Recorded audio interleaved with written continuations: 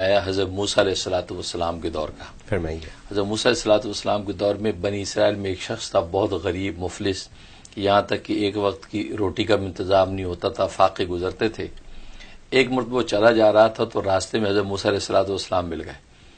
اب انہیں دیکھا یہ تو پیغمبر ہیں، اللہ کے کلیم ہیں، اللہ سے ہم کلام ہوتے ہیں، تو اس نے درخواست کی کہ آپ اللہ کے ہاں جا رہے ہیں ہم کلام ہونے، تو میری ایک فریاد اللہ کے دربار میں رکھ دیں، وہ یہ کہ اللہ نے میری تقدیر میں جتنا رزق لکھ رکھا ہے وہ سارا اکٹھا ہی دے دے مجھے۔ اچھا، اس لیے کہ میں تو روز فاقے سے گزرتا ہوں، کبھی روٹی ملتی کبھی نہیں، تو ایک دفعہ اکٹھا مجھے مل جائے تو بس جی بھر کے کھا لوں، بس وہ ایک تمنا پوری ہو جائے، پھر آگے جیسی زندگی گزرے، یہ آپ کروا دیجیے۔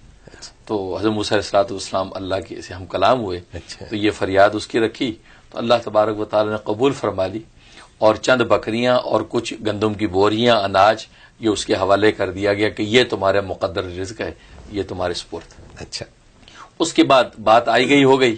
حضرت موسیٰ علیہ السلام کو ایک سال کے بعد یاد آیا کہ یار وہ ایک آدمی نے یہ کیا تھا اور اس کو یہ رزق مقدر مل گیا تھا، تو اس کے بعد پتہ نہیں کیا ہوا، جب وہ کھا چکا ہوگا تو پھر کیا ہو رہا ہوگا۔ تو حضرت موسیٰ کو تجسس ہوا، آپ اسی جھونپڑے کی طرف گئے جہاں جس جھونپڑے کے پاس وہ ملا تھا، تو وہاں جب گئے تو وہاں تو ایک بڑا عظیم شان محل ہے، وہاں کوئی جھونپڑا نہیں ہے، بڑے حیران، محل کا دروازہ بڑا دروازہ، اندر دیکھا مہمان ہیں، دسترخوان لگے ہوئے ہیں، لوگ کھا رہے ہیں پی رہے ہیں، آگے بڑھ کے دیکھا تو مین شاہی تخت پہ وہی شخص بیٹھا، اچھا، وہ جناب شاہی لباس پہنا ہوا ہے اور مہمان اس کے دوست احباب کھا پی رہے ہیں۔ بڑے حیران ہو کہ یا اللہ یہ وہی آدمی ہے، اس کو مقدر رزق تو چند بوریاں اور چند بکریاں تھی، یہ کیا ہو رہا ہے؟ فوراً اللہ سے ہم کلام ہے رب ذوالجلال، یہ کیا ماجرا ہے؟ اس کا مقدر رزق تو مل گیا تھا اور یہ آدمی آج تو یہ شاہی خزانے لے کے بیٹھا۔ تو اللہ تبارک و تعالی نے فرمایا کہ اصل میں اس نے میرے ساتھ تجارت کی تھی، اور تجارت میں اس کو نفع ہوا۔ واہ! تو حضرت موسیٰ علیہ السلام نے کہا رب ذوالجلال کون سی تجارت؟ کا تجارت اصل میں اس نے یہ کی تھی کہ اگر یہ خود اپنے ذات پہ خرچ کرتا تو اس کا اتنا ہی تھا جتنا میں نے دیا تھا، وہ ختم ہو جاتا، لیکن اس نے میرے ساتھ تجارت یہ کی، اس نے غریبوں کو بھی کھلانا شروع کر دیا، مہمانوں کو کھلانا شروع کر دیا، دوستوں کی دعوتیں شروع کر دی۔ تو نتیجہ کیا ہوا؟ میری سنت یہ ہے کہ جب میرے لیے جب 1 روپیہ خرچ کرتا ہے تو میں اس کو 10 گنا دیتا ہوں، لہٰذا اس کے اندر میں جو ملٹی پلائی ہوتا جا رہا ہے یہ سارا رزق، یہاں تک کہ آج اس کے بعد محلات ہیں اور سونے چاندی کی تجوریاں ہیں کہ وہ تھوڑا جو ملٹی پلائی ہوا۔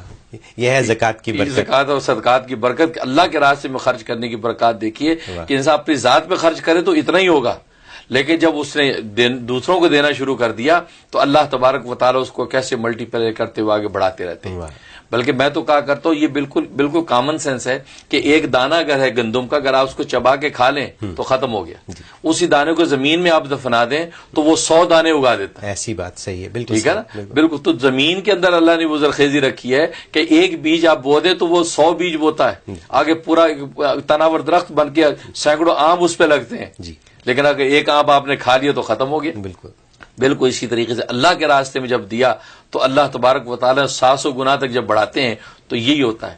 یہ اصل میں وہ راز ہے کہ اللہ جو ہم سے جو کہتا ہے کہ میرے راستے میں خرچ کرو، اللہ اصل میں ہمارے مقدر رزق کو بڑھانے کا ایک ضابطہ ہمیں بتانا چاہتا ہے، اس کے نتیجے میں وہ مال بڑھتا ہے۔ بعض نالائق لوگ یہ کہتے ہیں جی ہم اپنے خون پسینے کی کمائی غریبوں کو کیوں کھلا دیں بھائی، ہم کھائیں گے ہمارے بچے کھائیں گے بھائی، بس پھر وہ ان کا صورتحال وہی ہے کہ وہ چند بوریاں چند بکریوں پر ہی رہ جائیں گے، وہ آگے نہیں بڑھیں گے، تجارت نہیں ہوگی۔